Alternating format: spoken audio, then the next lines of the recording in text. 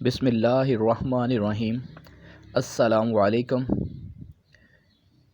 میں امید کرتا ہوں کہ آپ سب بخیر و عافیت ہوں گے۔ اللہ تعالیٰ آپ سب کو اپنی حفظ و ایمان میں رکھے۔ اب ہم آتے ہیں اپنے متعلقہ آج کے لیکچر کی طرف۔ جیسا کہ آپ کو معلوم ہے کہ ہم نے نظم حمد شروع کی ہوئی ہے۔ اس سے پہلے ہم اس کے پہلے 3 بند کے اشعار کی تشریح کر چکے ہیں۔ آج ہم اس کے بند نمبر 4 سے شروع کریں گے۔ بند نمبر 4، 5، 6 اور 7 تک کے اشعار کی تشریح آپ کے سامنے رکھی جائے گی۔ تو اب ہم آتے ہیں اپنے متعلقہ بند نمبر 4 کی طرف۔ توجہ کرنا ہے، پہلے بند نمبر 4 کے جو اشعار ہیں وہ سنیں۔ سجائے ہیں کس نے فلک پر ستارے، لبھاتے ہیں شب میں جو دل کو ہمارے خدا نے۔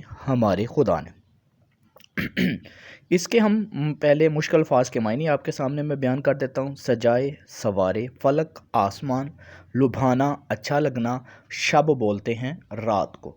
اب ہم آتے ہیں اس بند کی تشریح کی طرف، ذرا توجہ کے ساتھ سنیے گا۔ شاعر اس بند میں کہتا ہے، آسمان پر ستارے کس نے سجائے ہیں؟ رات کی تاریکی میں سیاہ آسمان کی بلندی پر چمکتے ہوئے روشن ستارے اللہ تعالیٰ کی حمد کا اظہار کرتے ہیں۔ یہ دیکھنے والوں کی نظر کو سکون فراہم کرتے ہیں، رات کی تاریکی میں روشنی کا احساس دلاتے ہیں۔ اندھیری رات میں چمکتے ستارے یوں لگتا ہے جیسے ہمارے دل کو بہلا رہے ہیں۔ ہمارے خدا نے ہی رات کی تاریکی کو یہ خوبصورتی عطا کی ہے۔ یہ بند نمبر 4، اس کی تشریح میں نے آپ کے سامنے پڑھی ہے۔ اب ہم آتے ہیں بند نمبر 5 کی طرف۔ تو بند نمبر 5 کے جو اشعار ہیں وہ پہلے سنیں توجہ کے ساتھ۔ بنائے ہیں کس نے یہ موسم سہانے، یہ کوئل کے نغمے، یہ پی کے ترانے، ہمارے خدا نے۔ موسم، وقت، سما، زمانہ، پی کے ترانے، پپیہے کی گیت، سہانے خوبصورت دل پسند، کوئل خوش آواز پرندہ۔ اب ہم آتے ہیں تشریح کی طرف، تشریح سنیں۔ اللہ تعالیٰ کی بنائی ہوئی دنیا کی خوبصورتی کو بیان کرتے ہوئے شاعر کہتے ہیں کہ رنگ بدلتے موسموں کو تخیل کرنے والا کون ہے؟ وہ اللہ پاک ہے جو موسموں کو تبدیلی کے حسن سے نوازتا ہے۔ سردی کے بعد بہار، بہار کے بعد گرمی، گرمی کے بعد خزاں اور پھر برسات۔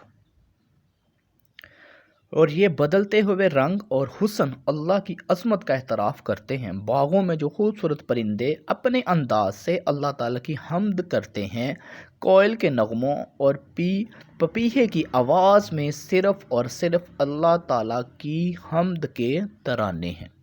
یہ 5واں بند تھا، اس کے پہلے اشعار پڑھے گئے، مشکل الفاظ کے معنی بتائے گئے اور آپ کو اس کی تشریح بتائی گئی۔ اب ہم آتے ہیں اپنے چھٹے بند کی طرف۔ پہلے اشعار سنیں۔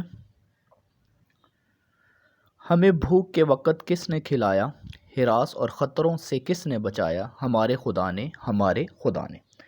اب اس کے ہراس بولتے ہیں خوف اور ڈر کو، مشکل الفاظ کے معنی بتا رہا ہوں میں آپ کو، خطرے کی جمع ڈر۔ اب آتے ہیں تشریح کی طرف۔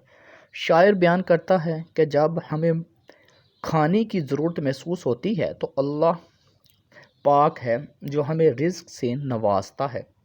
وہ ساری کائنات کا خالق، مالک اور رازق ہے۔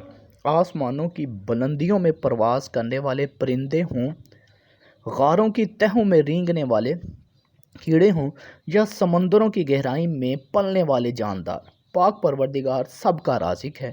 وہ سب کو رزق عطا کرتا ہے، سب کی بھوک وہی مٹاتا ہے۔ انسان ہو یا حیوان، جانور ہو یا پرندے، وہ سب کا وہ حافظ و نگہبان ہے۔ اللہ پاک سب کو زندگی عطا کرنے والا ہے، وہی سب کی حفاظت کرنے والا ہے۔ یہ بند نمبر 6 تھا، اس کے اشعار پہلے پڑھے گئے، مشکل الفاظ کے معنی اور اس کے بعد اس کی تشریح کی گئی۔ اب ہم آتے ہیں اپنے بند نمبر 7 کی طرف، ذرا توجہ کے ساتھ سنیں شعر۔ ہمیں سیدھے رستے پہ کس نے چلایا، برائی کے رستے سے کس نے بچایا؟ ہمارے خدا نے، ہمارے خدا نے۔ یہ اشعار تھے۔ اب ہم آتے ہیں اس کے مشکل الفاظ کی طرف۔